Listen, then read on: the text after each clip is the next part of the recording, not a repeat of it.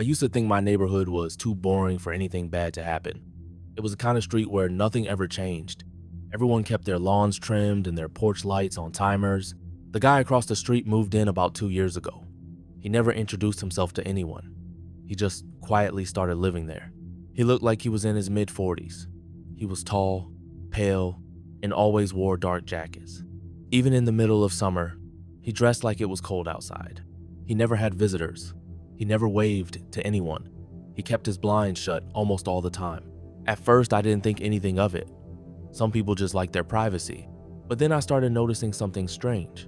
Every night, I woke up at exactly 2:17 a.m. It kept happening over and over again. Eventually, I decided to check outside. One night, I pulled my curtain slightly to the side. His porch light was on. He was standing at the edge of his driveway.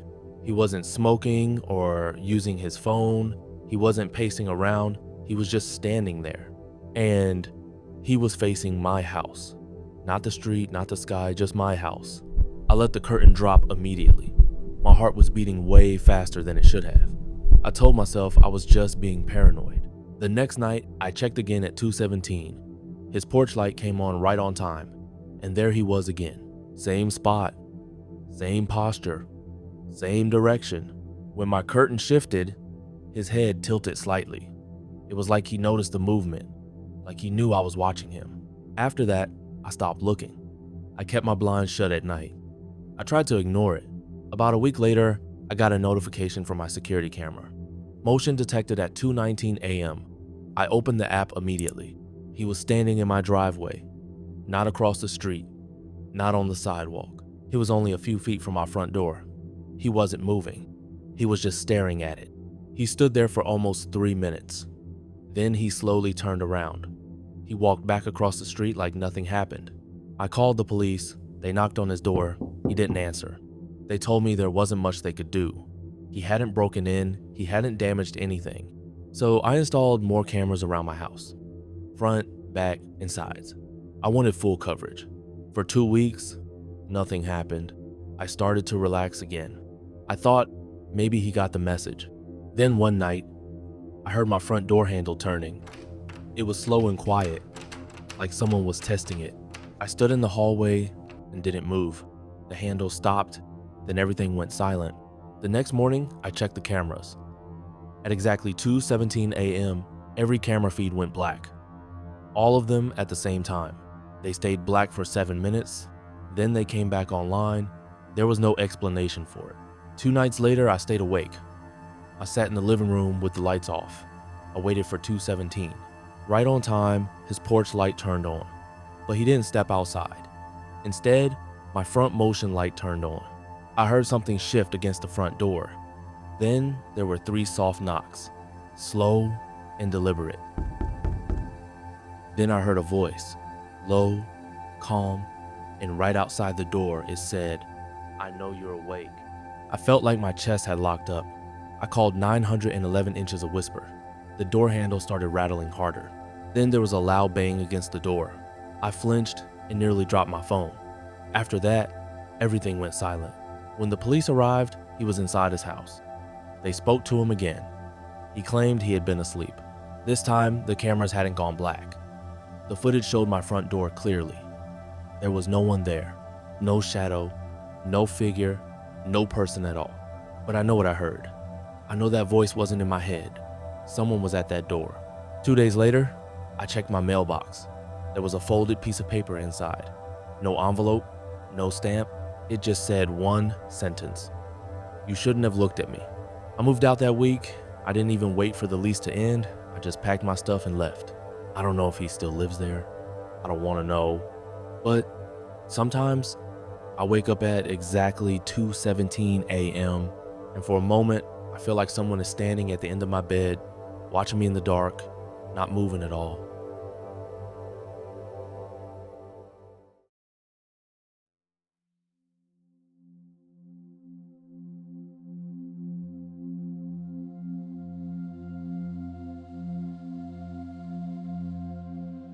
About 6 months ago, a couple moved in next door. They were quiet and kept to themselves. I only saw them a few times during the day. They looked like they were in their mid-30s. No kids, no visitors, no loud music, just the two of them and a small moving truck the day they arrived. Our neighborhood was pretty calm. Most people knew each other at least by face, so new neighbors usually got some kind of greeting. But these two didn't talk to anyone. They unloaded their stuff quickly, then they stayed inside. That first night, around midnight, I heard barking. It was deep and aggressive. It sounded like a large dog. It wasn't the kind of bark you hear from a friendly pet. It sounded territorial, like something warning intruders. The sound echoed through the walls between our houses. It lasted for a few minutes. Then it suddenly stopped. The next morning, I looked out my kitchen window. Their backyard was empty. No dog in sight. I figured maybe they kept it inside. Some people do that, especially with bigger breeds, so I didn't think much of it. But over the next few weeks, I kept hearing it, always late at night, usually between 1 and 4 a.m., barking, growling, scratching. Sometimes it sounded like it was running into the walls. It didn't sound like normal dog behavior. It sounded frustrated, like it wanted to get out. One morning, I noticed something strange. I saw the couple leaving their house, but there was no dog with them. No leash, no collar, no sign of a pet at all. I thought maybe they left it inside. So I watched their backyard for a while. Nothing ever came out. A few days later, I ran into the husband outside. He was checking the mailbox. It seemed like a good time to ask. I casually mentioned the barking. I said something like, "Your dog's got some lungs on it." I even laughed a little. He didn't laugh back. He just stared at me. His expression was blank. Then he said, "We don't have a dog." I thought he was joking. I told him I heard it almost every night, but he just shook his head. He said they usually went to sleep around 11. He said they never heard any barking. Then he walked back inside without another word. That conversation stayed in my head. Something about his tone felt wrong. It didn't sound like he was lying, but it didn't sound normal either. After that, I started paying more attention. Every time I heard the noises, I'd look out the window, but I never saw anything. One night around 2 a.m., the barking started again. But this time, it sounded different, more frantic. Then there was a loud thump, like something heavy hitting a wall. It made me jump. After the thump, everything went silent. No barking, no movement, just complete quiet. Then I heard a slow dragging sound. It came from inside their house, like something being pulled across the floor. I went upstairs to get a better view. My bedroom window looked directly into their backyard. The yard was mostly dark. For a split second, I saw movement, something tall near the fence. It looked like it was standing upright. Then it dropped out of sight. I blinked, thinking maybe I imagined it. The yard went still again. The next morning, I looked more closely. There were deep scratch marks on their back door, long, uneven lines across the paint. They were too high for a normal dog, at least 5 feet off the ground. It didn't make sense. I thought about calling animal control, but I didn't even know what I would report. I hadn't actually seen anything. Over the next week, the noises got worse. More scratching, more thumping. Sometimes it sounded like something hitting the windows. But during the day, the house looked perfectly normal.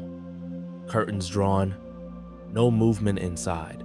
Then, one night, the barking stopped completely. No scratching, no growling, just silence. The silence felt worse than the noise. It felt unnatural, like something had changed. 3 days passed without a single sound. I didn't see the couple at all. Their mailbox started filling up. On the 4th day, I walked over to their house. I told myself I was just checking on them, but deep down, I was nervous. I knocked on the door. No answer. I knocked again, louder this time. Still nothing. I tried the handle. The door was unlocked.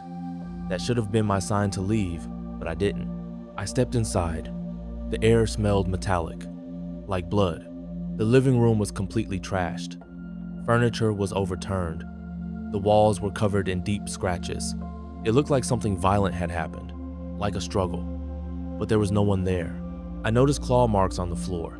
They weren't random. They formed a path down the hallway. I followed them slowly. My heart was pounding the whole time. The house felt too quiet. The marks stopped at the bedroom door. It was slightly open. I pushed it wider. Inside, the room was destroyed. The mattress was torn open, the dresser was knocked over. The walls were scratched so deeply that pieces of drywall were hanging loose.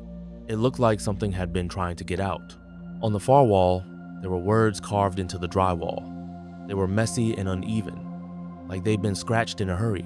The same sentence was written over and over again. It wasn't a dog. My stomach dropped when I read it.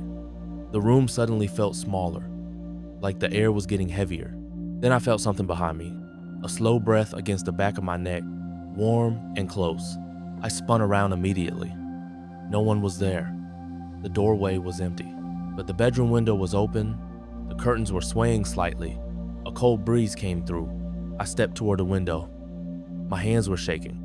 I didn't want to look, but I did. In the backyard near the fence, something was standing there. It was tall, too tall to be a dog. Its limbs looked too long. Its back was hunched slightly. Its head was tilted at a strange angle. It wasn't moving. It was just watching me. For a few seconds, neither of us moved. I felt frozen in place, like my body didn't belong to me anymore. Then it suddenly dropped to all fours. The movement was fast and unnatural. Like its joints bent the wrong way, it ran across the yard. Not like an animal, not like a person either, something in between. I stumbled backward and nearly fell. I ran out of the house as fast as I could. I didn't even close the door. I got into my car and locked the doors. My hands were shaking so badly I could barely dial the phone. I called the police. They searched the house. They didn't find my neighbors. There were no bodies, just blood traces. And those words carved into the wall, they told me it was probably a violent break-in. Maybe someone attacked them, but they never explained the claw marks. They never explained the height of the scratches or the noises I'd been hearing for weeks. I moved out about a month later. I couldn't sleep in that house anymore. Every little sound made me jump. Last week, I drove past the neighborhood. I told myself it was just curiosity. I just wanted to see the place again. New people live there now. The house looks normal, fresh paint, clean yard, new car in the driveway. But as I slowed down, I heard it from inside the house. A deep, low bark. It lasted only a few seconds. Then everything went silent again.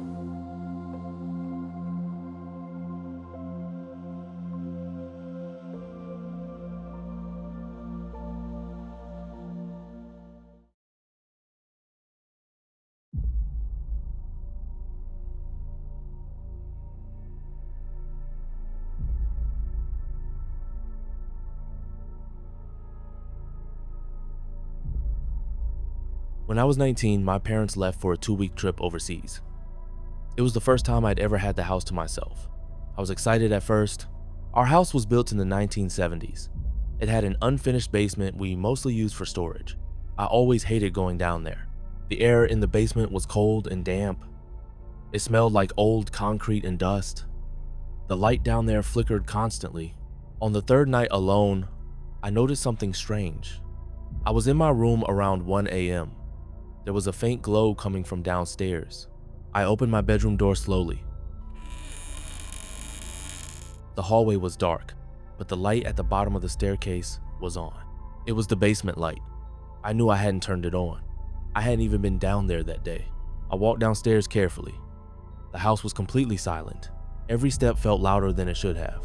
When I reached the basement door, I just stood there. The light underneath it was steady. My hand hovered over the handle for a few seconds. I finally opened it. The basement looked normal. Boxes, shelves, and old furniture were exactly where they should be. But something felt off. The air felt warmer than usual, like someone had been down there recently. I looked around the room slowly. Nothing moved. Nothing made a sound. I told myself I must have forgotten to turn the light off. I flipped the switch. Then I went back upstairs. The next morning, I went down to make coffee.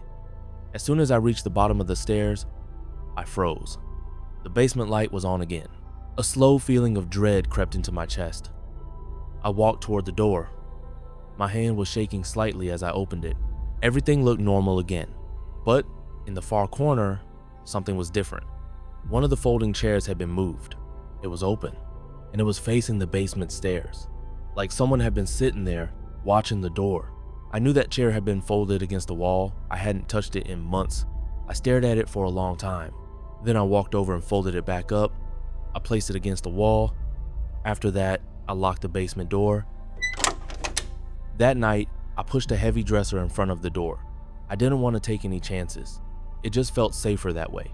Around 3 a.m., I woke up suddenly. I heard a heavy thud from downstairs. My heart started racing. Then I heard it again, another thud. Slower this time. It sounded like something hitting wood, not hard enough to break it, just tapping it rhythmically. I stepped into the hallway quietly. The sound was coming from the basement door. I could feel the vibration through the floor. I whispered, "Hello," toward the stairs. The tapping stopped instantly. The silence that followed felt heavier than the noise. Then I heard something else. A slow, dragging sound. It was coming from directly under my feet. It sounded like something being pulled across concrete. Slow, steady, intentional. I didn't go downstairs. I grabbed my phone and called the police. I waited in my room until they arrived. They searched the house. They checked every room. They didn't find anyone. When they moved the dresser from the basement door, they noticed something strange. The lock was damaged. It looked like it had been broken from the inside. The next day, I bought a small security camera.